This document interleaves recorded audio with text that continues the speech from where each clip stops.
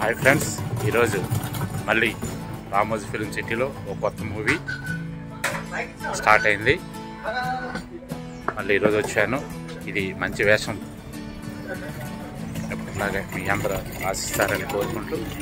ఈయనే మా డైరెక్టర్ గారు ప్రేమ్ ప్రతీక్ గారు. చాలా మంచి డైరెక్టర్. ఈవిడే నేను నటిస్తున్న ఈ సినిమాలో హీరోయిన్గా చేస్తున్నారు ఈవిడ.